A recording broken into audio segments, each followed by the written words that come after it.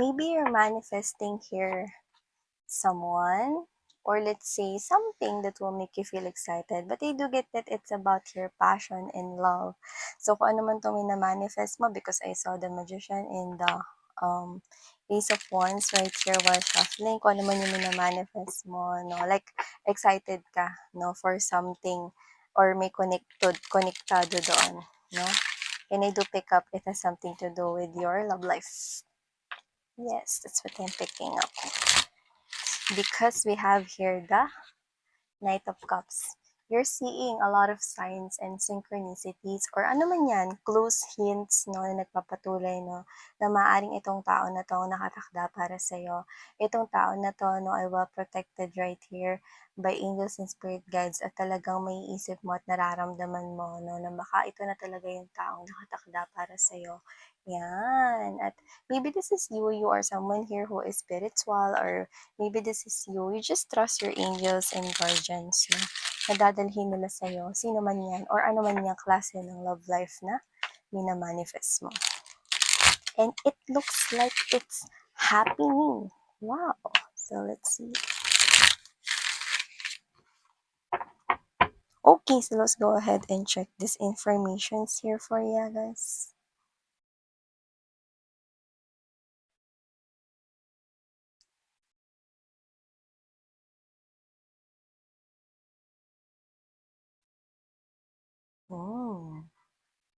Look at that. See?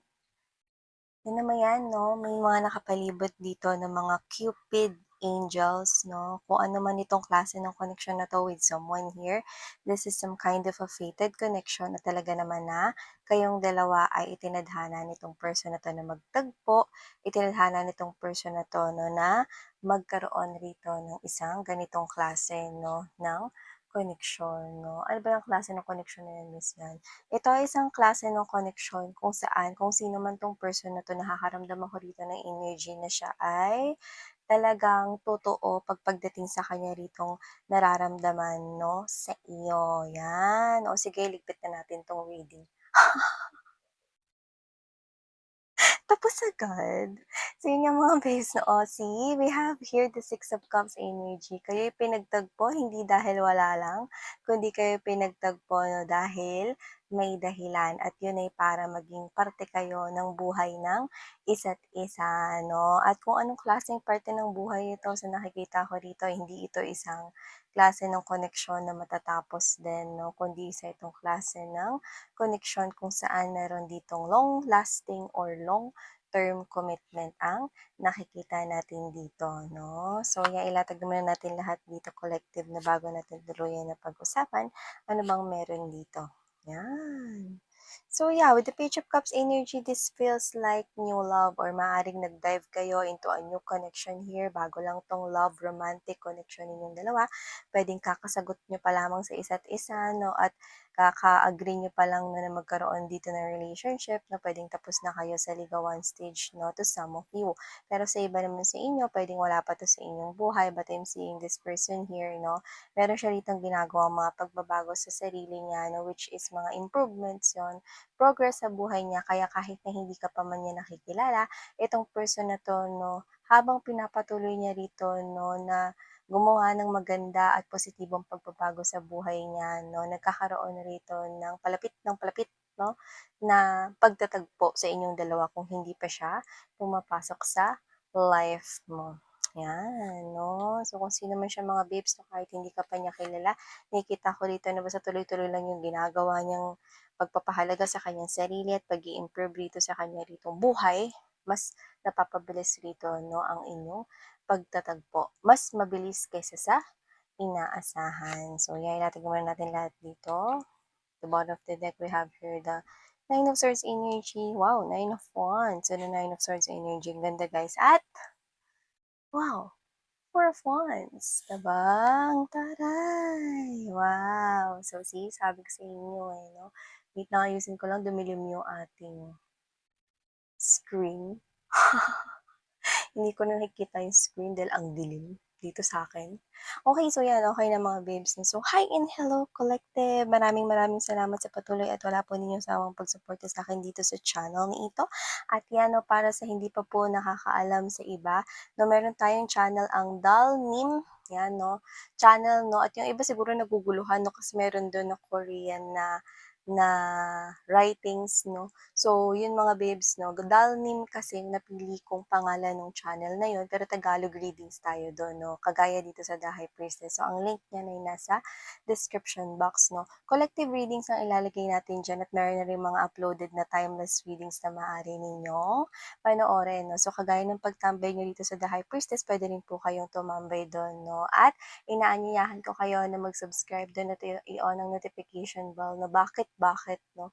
Kasi para ma-update kayo 'pag uploaded na, 'yan 'no. Lalo na mga babes 'no, since I'm also a busy person, 'yan 'no. 'Yan 'no, mukha na lang akong boarder sa bahay namin na sobrang busy. Pero yun nga mga babes 'no, gayunpaman, I always make time for you 'no, and I'm really serious about taking this journey here.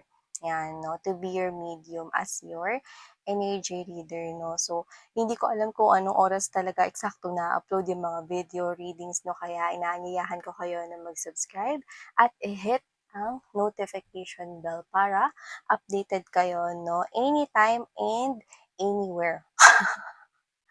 So yun nga na wala tayong gender dito 'no, at hi and hello new subscribers. By the way, my name is Yan. Welcome, welcome dito 'no, at yan 'no, welcome rin kayo sa iba pang mga channels like yung Dalnim.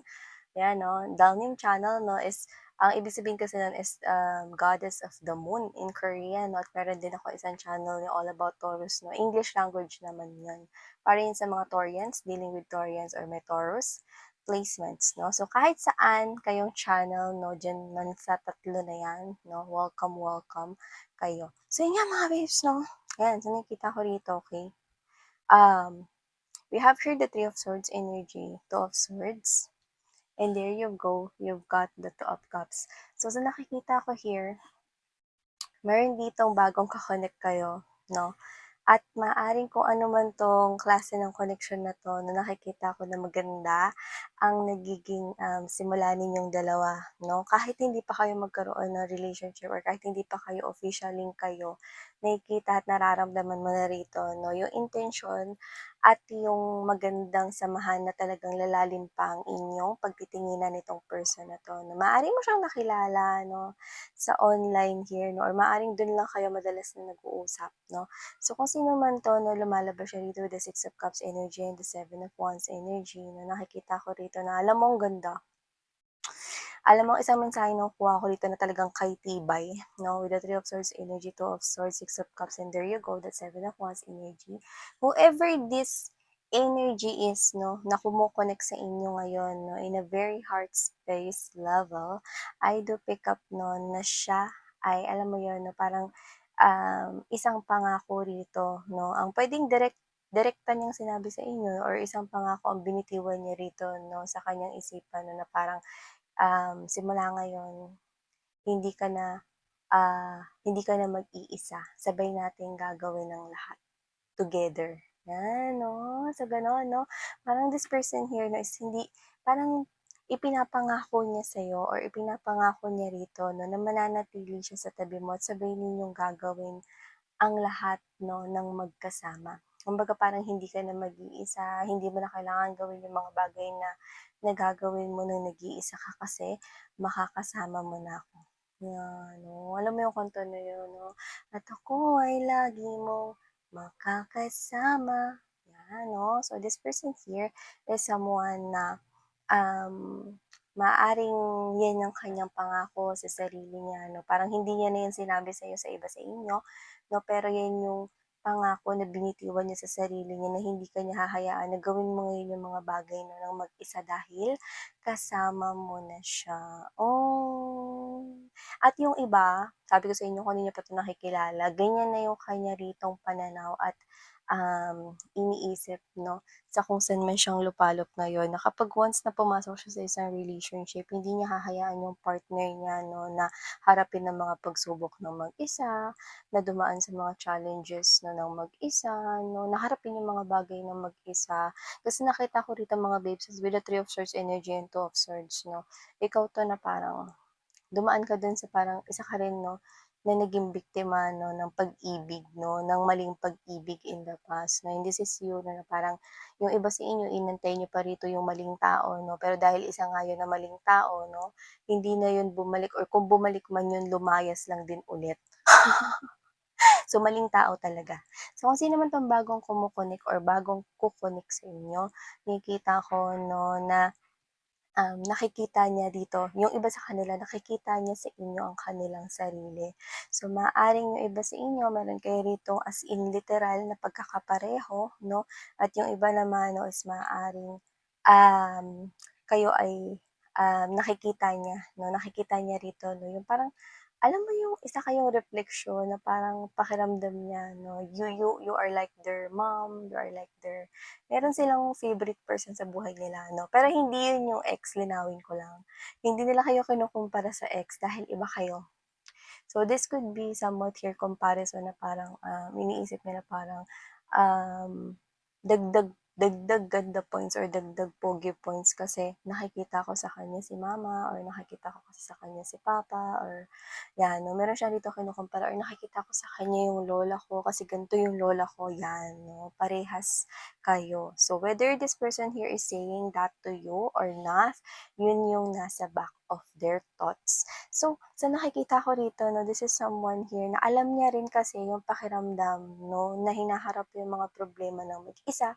Alam niya yung pakiramdam kung gaano kahirap 'no, harapin rito yung mga pagsubok ng mag-isa. Pero yun nga 'no, pinapangako niya rito na hindi mo ito haharapin ng mag-isa dahil kayo ay magkasama na.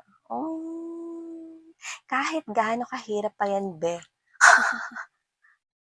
See, Seven of Wands energy kahit pa yan ay,